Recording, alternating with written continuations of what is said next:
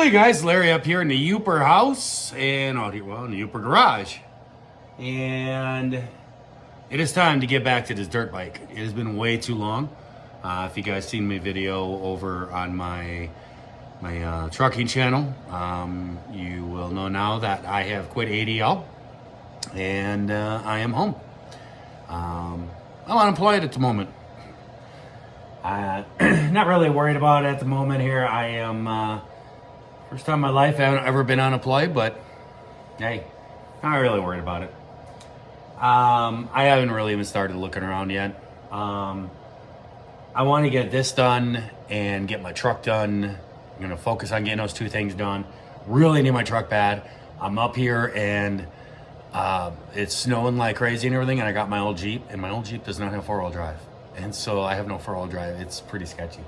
So I'm up here for Christmas, and then after Christmas, I'm gonna be heading back down to the farm and gonna be working down there on the F350, getting that going and getting my truck back running and everything. But I figured this would be a good chance because my brother is all excited about the snow and he's talking about coming up here snowmobiling. And I'm like, well, this is my bike engine. I'm gonna be real honest with you. I've never torn one of these apart before. Done a lot of diesel engines, car engines, boats, stuff. Never tore apart a little motorcycle engine like this. And you guys watch the videos before, you know that I tore into it and I wasn't gonna do the transmission, tear that apart or nothing. And I got into the aspect, and then I found the cam chain was bad and I hadn't ordered a new chain. I ordered every other part. I have every other part to rebuild this engine, but I didn't have a cam chain. So I was like, oh, I couldn't put it back together because I wanted to take it apart and put it right back together. But, so I was gonna have to wait. And I decided, okay, well, since that's the case, I decided to pull the transmission out of it and check the bearings. And I did that, and two of the bearings were shot. So I guess that's a good thing that I checked them. But then I went and I got myself a transmission bearing kit. That's what this is right here. It gives all the bearings throughout all the halves of the cases for the transmission. And so now I am here and I'm going to be trying to put this back together. I do have the actual shop manual for this dirt bike. It's a step-by-step, torques, everything on this engine and stuff. So it's gonna be hard because I haven't touched this thing in a long time, but we'll get her. Hopefully it works. If it doesn't, well, I guess I'll have to start shopping around for a new bike. But the first thing I gotta do is I gotta get these case halves torn down the rest of the way. I just have to get the oil pickup right here, get that pulled out. This is a shift, I think they call it a shift drum. That just pops up out of there just like that. And then all these bearings have to be pulled out. And I got to get these here, what do you call those, little pins or whatever. They're locating pins or whatever. Got to get those pulled out. I don't know if I really need to or not. But, I don't know. We'll see. But then I got to get all the bearings pulled out because I have new bearings throughout. So that's what I'm going to be getting going on. So I have myself a little tub right here with some Simple Green. And what I'm going to be doing is I'm going to take a look at all the bearings, pull all the bearings out of the kits, match the bearings up, the ones that I'm going to need, and I'm going to stick those into a freezer in the house there. And then I'm going to start working on the halves, get the bearings popped out of it. Once I get the bearings popped all out of them and everything, I'm going to clean the two halves up real good. And then I'm going to clean those all up and scrub everything up. I have brushes and all kinds of different things, and clean them all up so they look like they're brand new. And once the bearings are frozen, then I'm going to take the two halves of the case, and I'm going to put them in, well, I'll probably put them in one at a time, and put them in the oven and heat them up. And then I'll bring them out here, put them on the bench and everything, and then drop the bearings into them. With the bearings being frozen and the cases being warm, they expand a little bit, the bearings shrink a little bit, they'll pop right inside there. So that's the plan. So I'm just gonna get to work. It's gonna be a long process because I'm gonna be looking a lot in the book trying to figure out where's this part go. So figured out start a beer night. We'll see how this works. I got a buddy might be stopping by. He might be coming in. He's got a snowmobile that he's got an issue with, and he wants to take a look at it. So he asked if he could bring it in here, and since I got the garage heated, and I said, yep, no problem. So he might be swinging on by here later tonight. Maybe you guys will see him. All right, guys. So I've been doing the other case, the other side, and it is all complete. It is all cleaned up. All the new bearings are all pulled out. They're all put in. Everything's been torqued down, and I'll show you guys that on this side. Just did this one side and everything. This one is ready to go on the inside.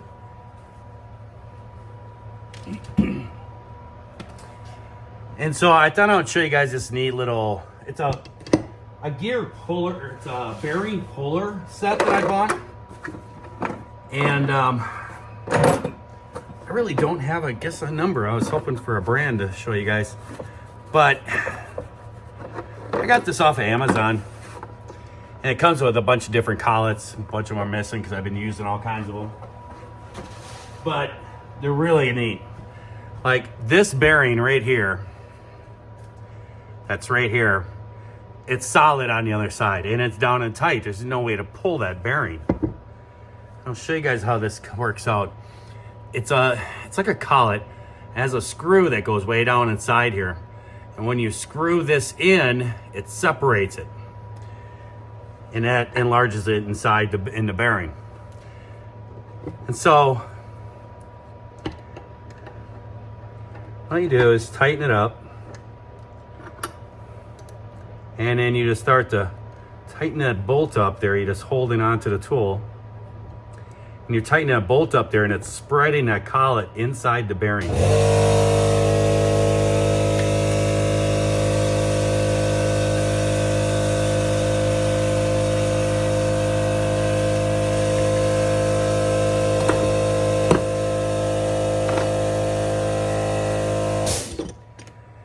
And then it comes with different pullers and stuff. You can have like this here, which you can screw down on there and then you screw it on. It's kind of like a puller type deal. I've been finding they work pretty good with this here slide hammer type puller. And they've been pulling out pretty dang good. But basically you just thread this on top of the tool.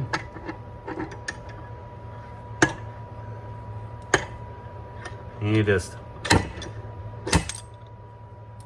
and it just pulls the bearing right out. Pretty clever little invention there. I'll try to throw it down in the link, a link to this bearing puller. I've never used these before, and I saw a guy use one of these, and I thought, those are pretty neat. And I bought a set, and I've had them forever, and boy, they came in use on this. So yeah. So I mean, that just pops that one right out. When you have a bearing, see like this one here, this has, you know, right in here. So you can just put a socket in here. Oh, that's a perfect fit right there. You can just put a socket into it and just, boom, you know. That works out great. But in case that you can't get behind it, that saves a really big headache. So I'm gonna clean this one all up and everything and stick the set of bearings that are gonna go in here. I'm gonna set those into the freezer. They worked awesome the last time. And I'll show that to you. And basically what I do is I put this into the oven and I have my oven preheated at 200 degrees. And I let this heat up to 200 degrees. And that's not crazy. It's not gonna hurt anything or nothing of the sort because I mean, your engines, they get up to 200 degrees anyways. So it's not gonna kill anything. It's not gonna hurt anything. And you get them up to temperature and everything. Get up to a good 200 degrees. And then you get the bearings when they're cold. And then the bearings will just drop right into place. And just let it all cool down and then torque everything back up. All right, guys. Gotta do this kind of quick. Got our case all heated up, 200 degrees. Got our bearings all cooled down. And it's just simply just wiggle it in, Boom. Right in they go. We'll just make our way around. And just drop them in. Now sometimes, if you don't get them in there quite right, just like that one,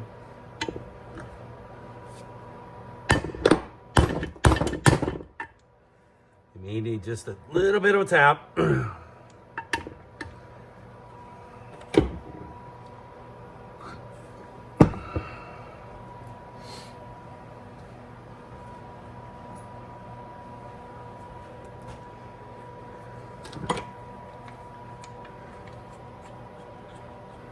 Gotta get that one in better. Make sure it's seated right.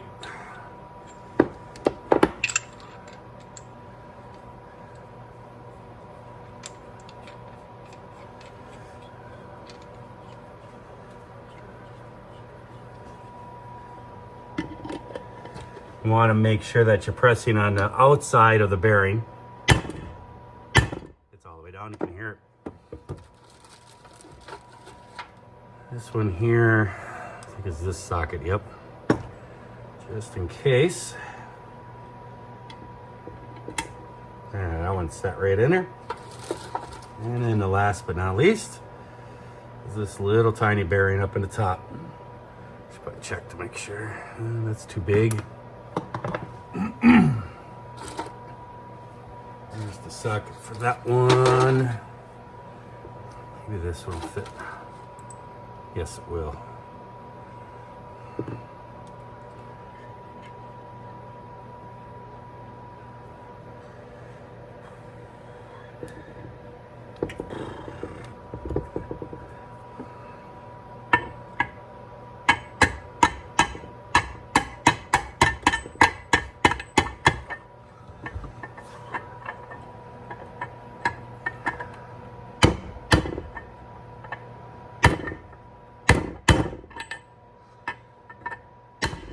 There we go.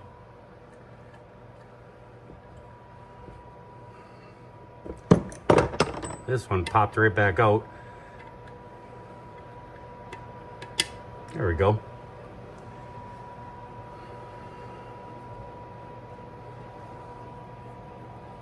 We'll just double check. Yeah, that's 200 degrees. Okay, that bottom bearing needs to go down.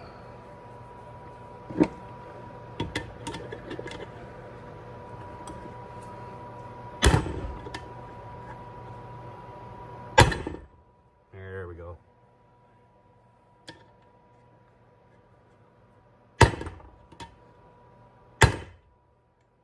Just want to make sure they're all the way seated. Well, there we go. All the bearings are in there and everything. They're all placed in. Case is real hot and everything. We're going to let everything just sit and just cool down. Everything's all bottomed out, and let everything cool off. And then once it cools off, then I got to put all the stops and Loctite them in and everything else. All right, guys. So we got all our bearings set down in here, and we have our keepers put down in there to hold these bearings in these certain spots and everything. And one of the things is I use red Loctite on them. I use the red Loctite on these so that they stay in there. Don't want to, I'll probably never ever have to do this again with this bike. And you figure it's 2013, it's this long, so I doubt I'll ever have to do this again. Life of the bike. But right down in here, I don't know if you can see, there's like a little notch right down in there on that tab. What it calls for in the book is to take a punch and actually hit right on the side of the screw, and to make a little D-dent down in there that kind of locks it into place. And if you look, there is one over on this side. What I did is I just used the screw, that one that was actually over here, because if you put it in, it actually lines up with that hole. That's where it's already torqued out. This is a 16 foot-pounds. That's a 7.2 foot-pounds. But if you just reverse the screws, then it actually puts the marks on the opposite sides, and that way you can make a new mark, and then you know it's gonna be locked in.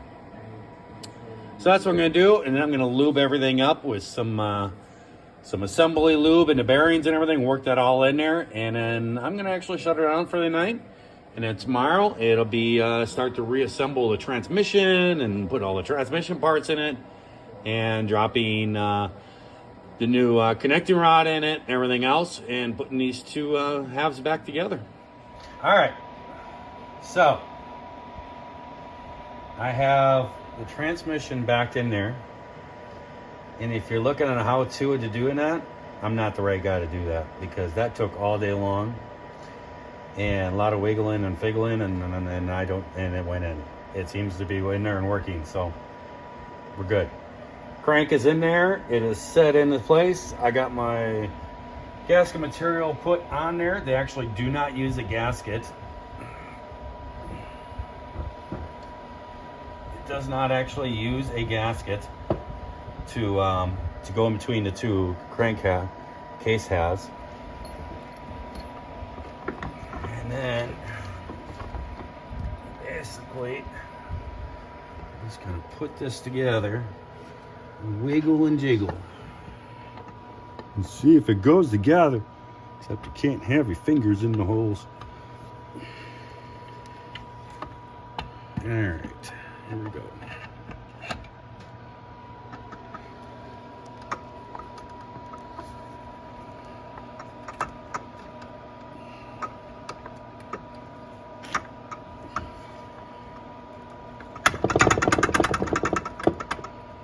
On.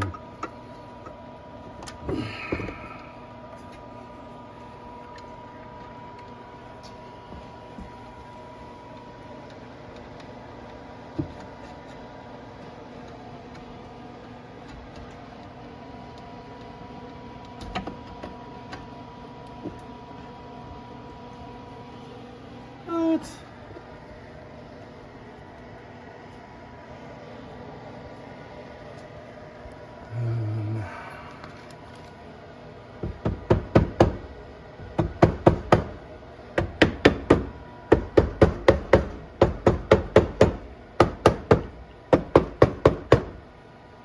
Wow. Okay. Then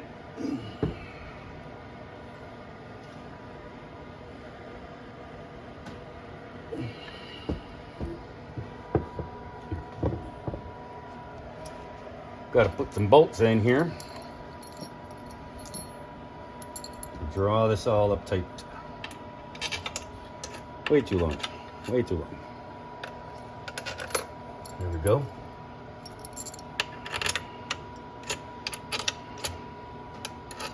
There we go.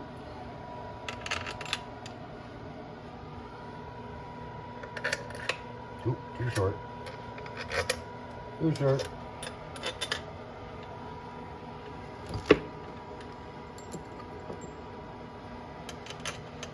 Too short.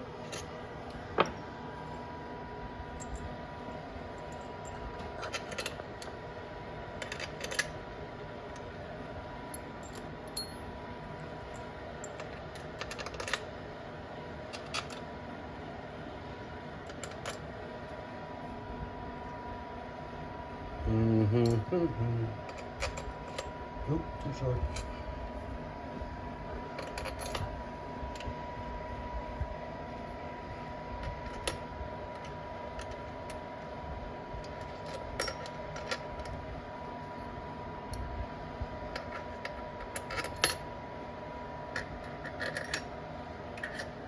That one is too short. Where's the other one?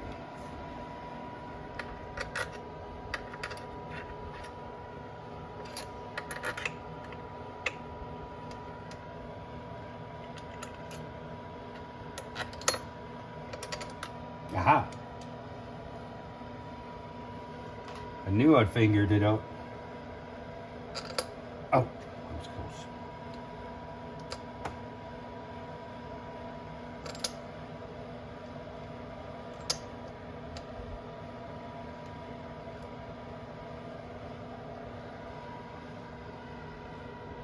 Figure out which one goes in there.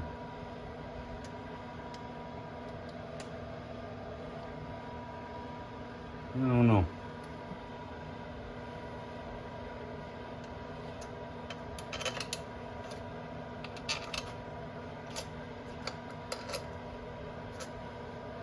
Seems to be a long one.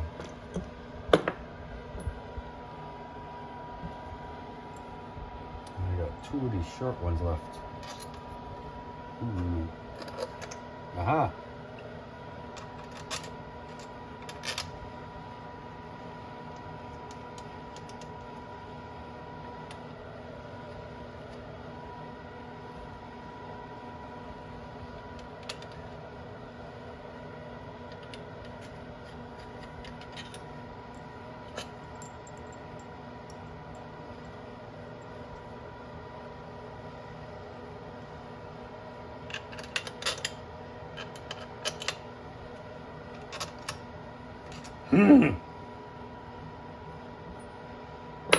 There's a certain way these go in.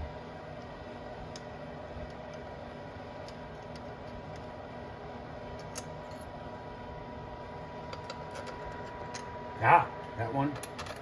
That one. Wow, that's all the bolts. Alrighty. I believe it's a 6mm.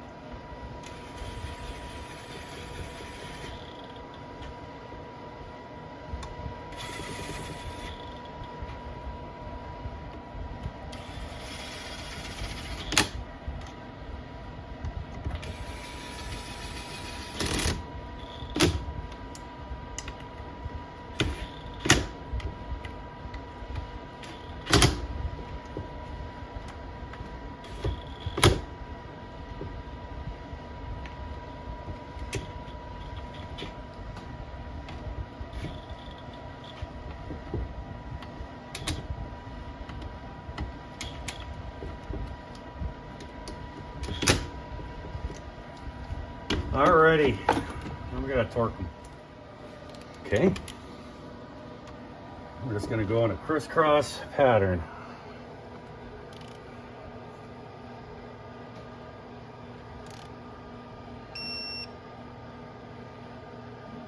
.7.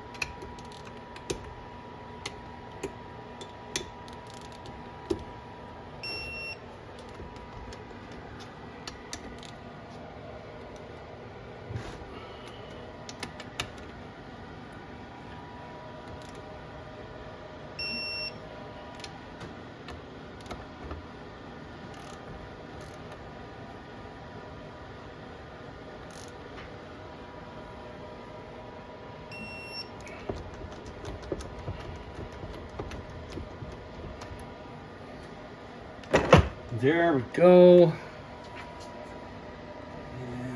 And for the last one that is kind of boogered up, I kind of stuck it up on the top here so I can get to it.